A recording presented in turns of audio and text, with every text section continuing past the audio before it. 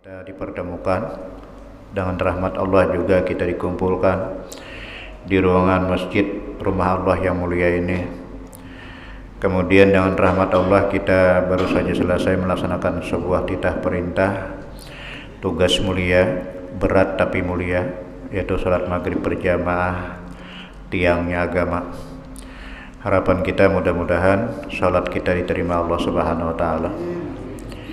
Kemudian salawat dan salam kita persembahkan kepada junjungan kita, Nabi kita, Rasul kita Muhammad sallallahu alaihi wasallam. Para hadirin keluarga yang dimuliakan Allah, sebelum kita melanjutkan, mari kita memperbaharui niat i'tikaf. Bismillahirrahmanirrahim. Nawaitu ana ataqifa bihadzal masjid sunnatalillahi ta'ala. Dalam hati kita, sajaku beriktikaf di dalam ini masjid sunat karena Allah Ta'ala. Kemudian kita membagi warisan Rasulullah Sallallahu Alaihi Wasallam. Warisan Nabi adalah Quran dan Sunnah yang terkandung di dalam kitab Syarhus Salikin. Bismillahirrahmanirrahim. Qala musannifu rahimahullah ta'ala wa nafa'ana bihi wa bi'ulumihi fid dharaini amin wa bihi nasta'in wa la haula wa la quwwata illa billahil aliyyil azim. Qala al-imam Syekh Abdul Samad Al-Palimbani rahimahullah ta'ala qala. Sabda Nabi sallallahu alaihi wasallam di pertengahan, inna likulli syai'in qalban, adalah inna likulli syai'in qalban wa qalbul qur'ani yasin wa man qara'aha yasin kataballahu bi qiraatiha qiraatal qur'ani asyara marratin. Artinya bahwasanya bagi tiap-tiap sesuatu itu ada mempunyai hati. Tiap-tiap sesuatu punya hati, dan hatinya Quran itu Yasin. Hatinya Quran adalah Yasin. Hati itu anggota tubuh yang paling bernilai, yang paling berharga. Adapun surah Al-Quran yang paling berharga, karena itu jadi hatinya Quran adalah Yasin. Dan barang siapa membaca Yasin, Yasin sampai selesai lah, bukan Yasin aja, membaca Yasin sampai ayat yang ke-83 sampai habis surah Yasin 10 kali, 10 kali lawas nih lah. Kalau 10 kali ini 83 kali 10 830 ayat. Kalau dihitung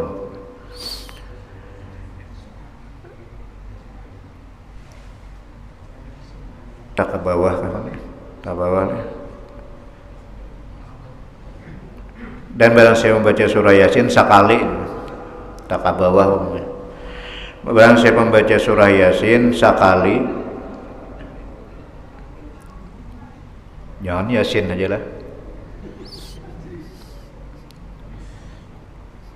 Itu ada Yasin sasat. Kalau Yasin sasat itu Yasin wal Qur'anil Hakim innaka laminal mursalin ala siratim mustaqim siratal ladzina an'amta 'alaihim ghairil maghdubi 'alaihim waladdallin. Itu Yasin sasat gitu.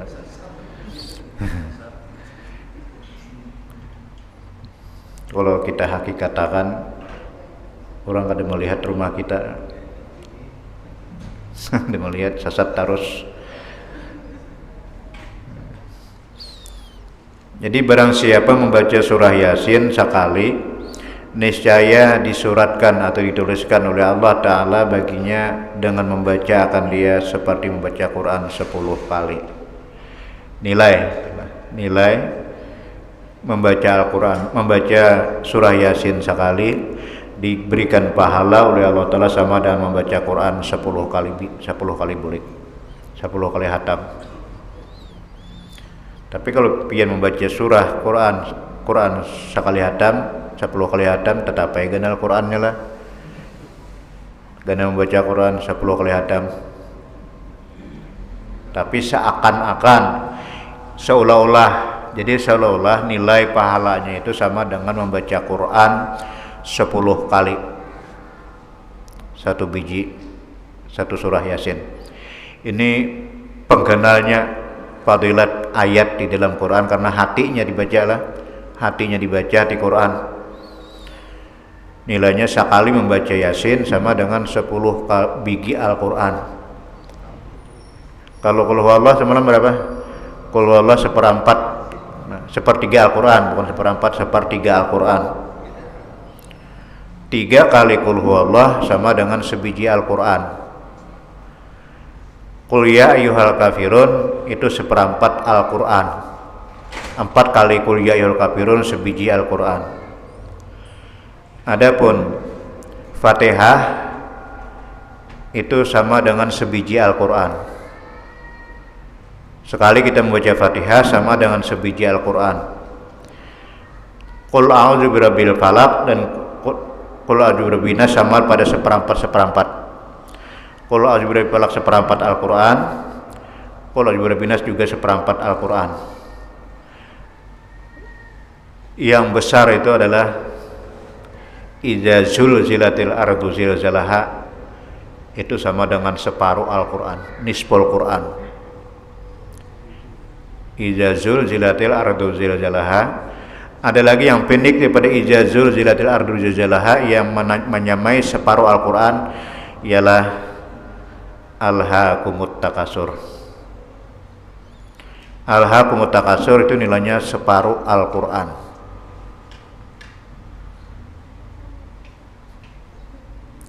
Itu menduduki, menyamai sama dengan fadilat orang membaca Quran Yasin 10 kali Quran, Fatihah sebiji Al-Quran, Qul huwallahu ahad seperempat Al-Quran, sepertiga Al-Quran, Qul ya ayyuhal kafirun seperempat Al-Quran, Qul a'udzu birabbil falaq dan Qul a'udzu birabbin nas itu seperempat Al-Quran. Kemudian ijazah tinggi daripada Qul a'udzu birabbin nas. Ijazah 2/3 Al-Quran. Ijazah Nasrullah ala kumut separuh Al-Quran. Ijazul zilatil ardu zilzalaha separuh Al-Quran. Nah, kalau ijazah Nasrullahi wal Fath itu hampir 2/3 Al-Quran. Orang mengamalkan ijazah Nasrullahi wal Fath 10 kali sehari. 10 kali sehari itu akan diberikan kabar gembira di akhir hayat, dia akan mendapatkan husnul khatimah. Pendek ayatnya idza jaa nasrullahi wal fath sampai habis 10 kali sehari, bisa di luar bikin ayat salat, bisa di luar salat. Rutin 10 kali sehari, insyaallah mati dalam keadaan husnul khatimah.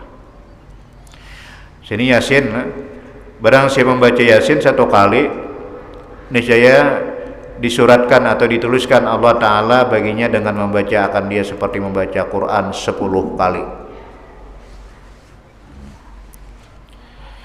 Ini diantara kasih sayang Allah, rahasia wahyu Allah.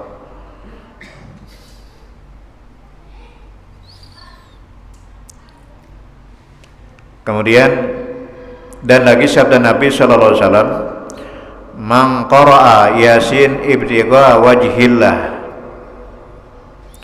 ghufira lahu ma taqaddama min dzambihi faqra'uha inda mautakum." Ini hadis ini kalau ada silap dari Abdullah bin Mas'ud, ada di Sahih Muslim. Barang siapa membaca Yasin sampai selesai berkehendak karena Allah Ta'ala, artinya tujuan membaca surah Yasin itu semata-mata mengharap wajah Allah, ikhlas tulus hanya karena Allah. Kalau sudah kita ikhlas tulus karena Allah, jangan dibagi-bagi lagi tujuan, jangan dibagi-bagi lagi, nanti maksud jangan dibagi-bagi, jangan dibicarakan lagi, jangan dibicarakan, jangan dipamerkan, jangan diriakkan. Kalau sudah mengharap wajah Allah, diampuni, niscaya diampuni baginya dosa yang terdahulu daripada dosanya. Kalau yang terdahulu mulai kita lahir, dosa kita mulai lahir sampai di saat waktu pembacaan. Dosa kita yang terdahulu mulai kita awal lahir, maka baca oleh kamu akan dia pada mayit kamu. Jadi baca pada keluarga kita yang sedang meninggal, mayit kamu. Keluarga bukan mayit kita membaca langsung jadi mayat, kada. Kan kalimat ini kalau dipaham, baca olehmu, baca oleh kamu akan dia pada mayit kamu. Berarti sedang madang jadi mayat dulu. Ini yang baca. Jadi kita paham, bacalah oleh kamu surah Yasin di depan mayit keluarga kamu. Jadi kita hadiahkan dosa-dosa keluarga kita yang jadi mayat itu diampuni Allah yang telah terdahulu. Jadi kalau melihat kayak ini banyak fadilat, pantas Nabi membicarakan kullu ummati yadkhulunal jannah. Seluruh umatku itu akan masuk surga. Jadi seluruh umatku akan masuk surga illa man aba, kecuali orang yang enggan, orang yang ada hakun. Jadi itu pilihan lah, pilihan karena ingin memilih kada hakun. Padahal sudah ada jatah masing-masing umat Nabi masuk surga, tapi nya kada hakun. Kada kau dipaksa-paksa aja lah. Sebab kita surga di bawah telapak kaki kita, neraka juga di bawah telapak kaki kita. Maksudnya kemana langkah kita akan kita tuju tergantung kaki. Jadi di bawah telapak kaki inilah surga kita, dan di bawah telapak kaki kita juga neraka. Silakan pilih. Jadi silakan pilih. Agama Islam adalah agama akliyah. Agama akliyah maksudnya agama pemikiran. Silakan pikirkan, karena pilihan ada pada diri kita. Jadi pilihan ada pada diri kita dan kita pun dipersilakan untuk memilih. Jalan terlalu nyata, terlalu jelas sudah. Karena di diri kita ada potensi, fa'alhamaha fujuraha, ada potensi baik dan ada potensi jahat. Kemudian diberikan anugerah akal untuk memilih, dan alat-alat mengejar itu sudah disiapkan. Mengejar pilihan, alat untuk mengejar pilihan sudah disiapkan dan dibantu lagi oleh Allah dengan kesehatan, sehat, kuat, rezeki lengkap, tergantung selera. Nya kada berselera kada kau dianukan dulu. Hambar ke masjid hambar. Nya kadang-kadang menuju jalan masjid aja salah, kada dapat mencari jalan ke masjid. Padahal hari-hari lewat masjid, kaliwatan terus. Hari-hari lewat masjid itu, nang hari-hari lewat masjid itu Allah menarik, banyaknya jalan di lain. Baliong jalan muka masjid. Jadi Allah hendak memberikan anugerah, cuma diambilnya anugerah. Karena pilihannya ada kan, pilihannya ada di hatinya. Yang memilih itu ya terserah. Ada di dalam surah Luqman. Di dalam surah Luqman, alladzina yu'minuna bil ghaibi wa yuqimuna sholata wa mimma razaqnahum yunfiqun. Allahumma shalli ala sayyidina Muhammad. Wa iza tuliyat ayatuna, bila dibacakan ayat-ayat kami, ka'anna fi uzunaihi waqra, seakan-akan di dalam telinganya itu ada penyumpal, ada sumpal, ada penapal, ada pembuntuk. Jadi seakan-akan di telinganya ka'anna fi uzunahi waqra, seakan-akan di telinganya itu ada penyumpal, padahal tidak ada, cuma seakan-akan. Pada bagus masuk telinga kiri, keluar telinga kanan, masuk telinga kanan, keluar telinga kiri, ada juga bekas ludusnya. Enggak ada masuk mantul sekali. Nang uzunahi waqra nih, di telinganya ada sumpah, seakan-akan kada mendengarnya. Mencari jalan ke masjid aja kada dapat. Nah itu fabashshirhu bi'azabin alim, berikan kabar gembira kepada orang yang telinganya pura-pura kada mendengar, kabar azab yang sangat pedih. Ini pilihannya seorang, ini memilih tasarainya. Jadi ujar Nabi, kullu ummati yadkhulunal jannah, tiap-tiap umatku akan masuk surga beratan. Ini nih, man qara'a surat Yasin, man qara'a Yasin ibtiga wajhillahi ghufira lahu ma taqaddama min dzambi faqra'uha inda mautakum. Barang siapa membaca surah Yasin berkehendak karena Allah Ta'ala, niscaya diampuni baginya yang terdahulu daripada dosanya. Kada ka surga lah nih, kada sindusaan lagi. Cuma maksudnya dosa-dosa kecil lah, kada semua dosa ada. Kalau dosa besar itu pakai had artinya ada ketentuan syarat-syaratnya. Dosa besar tidak bisa dihapus dengan amal. Dosa besar seperti membunuh, merampok, berjudi, mabuk, itu dosa besar. Berzina, itu harus taubat. Jalannya harus lewat taubat. Kada kau dibacakan Yasin kada apa.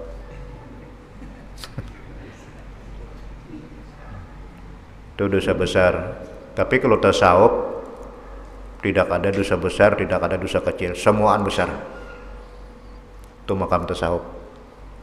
Kalau kita masih mending lah dipilah-pilahkan, ini dosa besar, ini dosa kecil. Bila dosa kecil bawa baca Yasin, habis semua mulai kita lahir. Kalau sudah masuk ke tingkat kata tasawuf, tidak ada lagi dosa kecil, semuanya besar. Karena orang tasawuf itu beranggapan bukan dosanya itu, tapi siapa yang dikhianati itu. Siapa yang dikhianati, siapa yang dilawan, yaitu Allah. Semuanya ganal, tidak ada yang halusnya.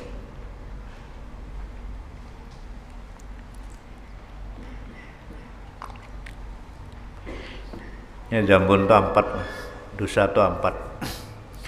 Pertama, jambun ala Allah, dosa terhadap Allah. Dosa terhadap Allah itu kefasikan. Semua kelakuan dosa-dosa kita yang berkaitan dengan Allah itu fasik. Yang kedua, zambun ala nas, dosa terhadap manusia.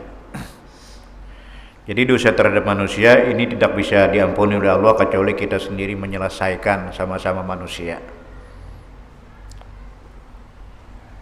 Yang ketiga, zambun alal faraid, dosa terhadap keperluan. Jadi Allah kada mau urus kita meninggalkan sembahyang, kita meninggalkan puasa, Allah kada mau urus itu dosanya lawan kewajiban. Artinya dosanya lawan kewajiban, taubatnya tuh bayari sembahyangnya, bayari puasanya. Itu dosa alal faraid yang ketiga. Dan yang keempat, hakul muslim. Jadi hakul muslim itu hak-hak Bani Adam. Hak-hak Bani Adam. Jadi hakul muslim ala muslim sittatun, gitulah. Hakul muslim ala muslim sittatun. Hak muslim sesama muslim itu ada 6. Ada 6 yang kenal-kenalnya. Pertama, ija taqa, bila bertemu 2 orang muslim, beri ucapkanlah salam. Ucapkanlah salam, nih hak muslim sesama muslim. Nah, kalau kada kita mengucapkan salam, dituntut haknya. Cuma menunaikan hak, assalamualaikum, waalaikumsalam, itu hak. Bila kita kada tahu-tahu, kada pernah mengucapkan salam, nanti Allah meniwas karena kada menunaikan hak. Kenapa ya Tuhan, aku liwat berselisihan lo nikam, kada pernah ikam mengucapkan salam, karena hak kita kada terpenuhi. Yang kedua, hak muslim sama-sama muslim, ija da'a, bila dia mengundang, apapun tujuan undangannya, asalkan berbau syarak. Undangan menyelamat, undangan khitanan, undangan perkawinan, walimah safar, dia mau undang, maka penuhilah undangannya. Ini hak orang muslim. Apabila kita kada memenuhi undangan tanpa ada alasan syarak, kita berdosa. Bahkan ada sebagian ulama mengatakan memenuhi undangan saudara muslim kita di dunia hukumnya wajib. Itu hak Bani Adam. Yang ketiga, ija maradha, apabila dia sakit. Apabila dia sakit, maka jenguklah, besuklah, ziarahilah, tengok. Ini pun juga apabila ada di sekitar tetangga kita ada yang sakit, kemudian tidak kita jenguk, tidak kita besuk, innallaha ta'ala yaumal qiyamah, sesungguhnya Allah subhanahu pada hari kiamat memanggil, ya ibnu Adam maritu lima lam tu'id, dipanggil, wahai anak Adam, waktu aku garing di dunia, kenapa kamu kada mailangi aku? Kata Allah kan, waktu aku sakit di dunia, kenapa engkau tidak mailangi aku? Lalu hamba anak Adam tadi menjawab, ya Rabb, kaifa u'idu wa anta rabbul alamin. Ya Allah, bagaimanakah aku mengunjungi engkau sakit? Apakah engkau bisa sakit? Padahal engkau adalah Tuhan pencipta alam. Artinya, mungkinkah engkau garing ya Allah? Lalu jawab Allah, ta'lamu, apakah engkau tahu di saat waktu engkau hidup di jiran kamu itu ada si fulan bin si fulan sakit. Si fulan bin si fulan sakit. Kemudian lau ta'utta, seandainya engkau jenguk dia si fulan tadi, engkau akan menemui aku di situ. Engkau akan menemui aku di situ, di sekitar hambaku yang sakit tadi. Maksudnya, pahala yang sangat besar akan kuberikan, karena pahalanya la nihayatalah, tidak ada batasnya. Jadi karena tewas, itu hak muslim sama pada muslim. Dosa kita tidak menjenguk akan dipanggil oleh Allah. Hak yang keempat, apabila dia meninggal, antar jenazahnya. mengantar jenazahnya adalah hak muslim. Yang kelima, wa ya'tasa, bila dia bersin, tapi si bersin mengucapkan alhamdulillah, fahamidallahnya. Iza atasa fahamidallah, jika dia bersin kemudian si bersin mengucapkan alhamdulillah, maka jawablah yarhamukallah. Itu hak. Kenapa kita jadi orang Islam? Tapi boleh nyenang sawahin sawaci wacis, jadi jawab wacis ya. Jadi jawab, nanti jawab itu alhamdulillah. Kita jawab yarhamukallah. Lalu kita berikan hadiah yarhamukallah kepada orang yang bersin, dan si bersin ini pula membalas budi, yahdi wa yahdikumullah. Itu hak muslim. Dan yang keenam, apabila dia meminta nasihat, wa idza istansahta, bila dia meminta nasihat kepada engkau, maka nasihatkanlah. Itu hak muslim. Termasuk juga berdosa kalau kita bergabung kepada orang muslim karena hak Bani Adam. Jadi 4 macam dosa adalah zambun Allah, dosa terhadap Allah, dosa terhadap manusia, dosa terhadap kewajiban, dosa terhadap hak-hak Bani Adam. Nah, kada kita penuhi. Nah, bahkan kalau man qadha hajata akhihi bid dunya qadha alfa hajah yaumil qiyamah wa ana kafilun indal mizan, kata Nabi. Barang siapa mengabulkan hajat saudara muslim, cuma hajatnya dari berbau agama lah, yang menimbulkan kesunahan, itu Allah kabulkan hajat kita 1000 macam hajat di akhirat. Dan yang paling menggembirakan kita, dijajak oleh Rasulullah timbangan amal kebaikan kita. Jadi mun sibuk-sibuk sedikit aja lapas ha. Cuma nang pantas datangi undangannya. Kayak walimatul arus, selamatan pengantin, jangan sampai menghilangkan kesunahan. Termasuk mukhalatah bainar rijal wa nisa. Percampuran antar laki-laki dan perempuan itu bilang ada pantas didatangi lagi. Percampuran bukan muhrim, tercampur, duduknya tercampur, makannya tercampur, hanya pulang perempuannya belang lakha pulang. Wah, ini tangalih mencari paha ayam Pak, pada mencari paha bibinian. Kada kau lagi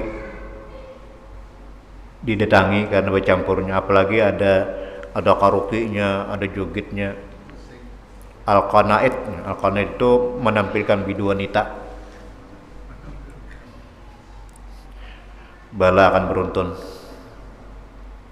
Jadi bilanya sesuai jalan syariat, ada perbedaan antara laki-laki dan perempuan, kemudian tidak ada perbedaan antara yang sugih dan miskin. Antara yang sugih dan miskin sama irisan dagingnya. Bila di sini untuk tamu elit, tamu kehormatan khusus bagi para ekonom, tukang bica, tukang sate, sebelah irisannya lebih halus. Itu Nabi benci benar. Rasulullah benci membedakan antara miskin dan kaya.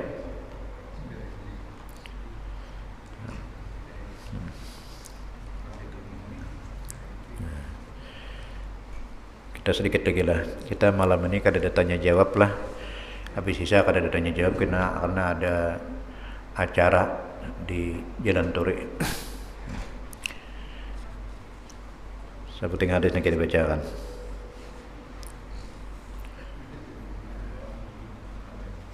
Man qara'a Yasin ghufira lahu ma baca Yasin aja pada haran baras.